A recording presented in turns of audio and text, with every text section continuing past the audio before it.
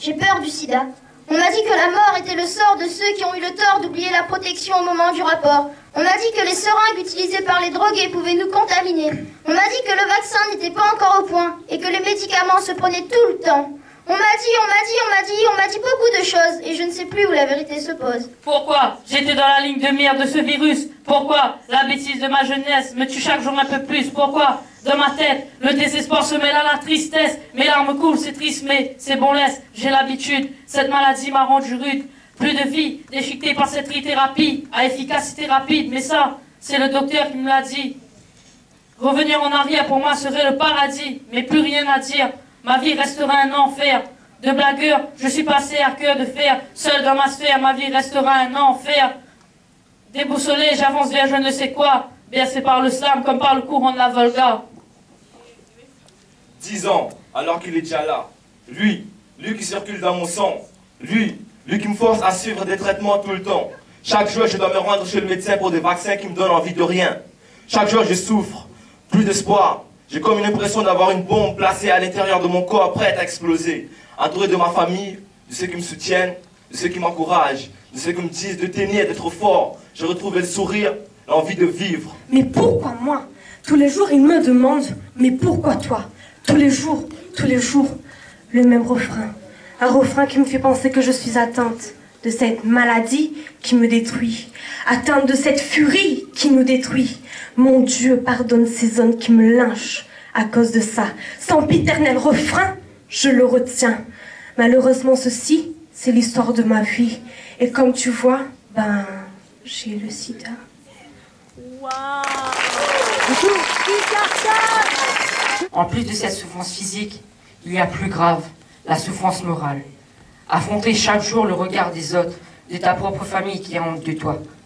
Mets-toi à ma place, voir ton propre père qui te dit qu'il t'aime, mais qui te demande de le laisser partir, qu'il ne veut plus lutter.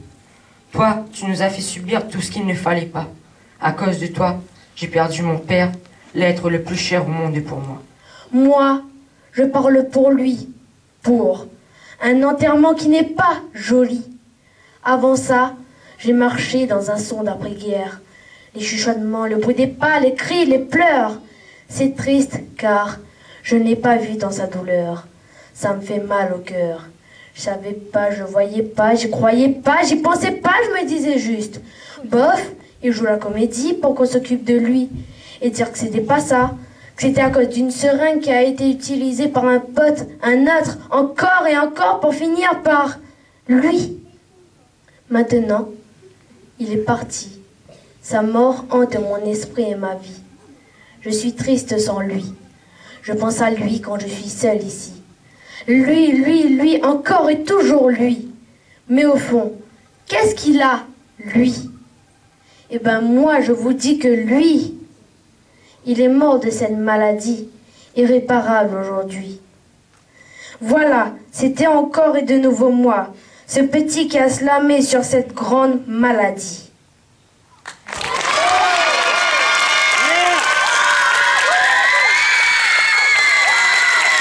À la une, à la deux, à la trois, les points. On a 9.9, 9.6, 9.3, 9.7 et 9.9 de Youssouf. Résultat 29 tourons.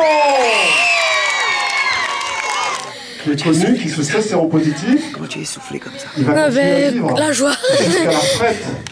Il va travailler plus pour gagner plus, d'ailleurs, comme dirait Sarkozy. Hein, donc, voilà, il va aller jusqu'au bout.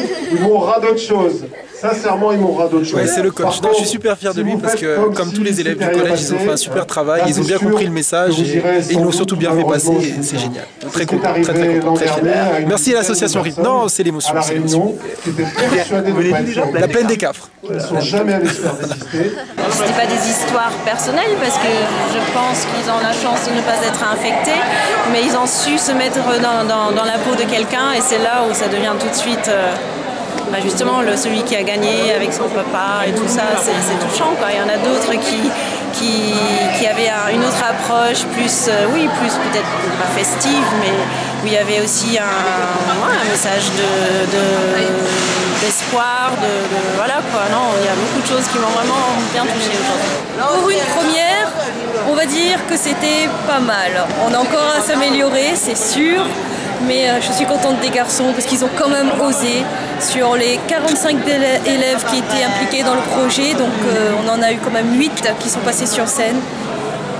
Et tu viens à Maurice là? Et on vient à Maurice avec un collectif, qui seront 4. Une équipe? Une équipe. Ils seront 4.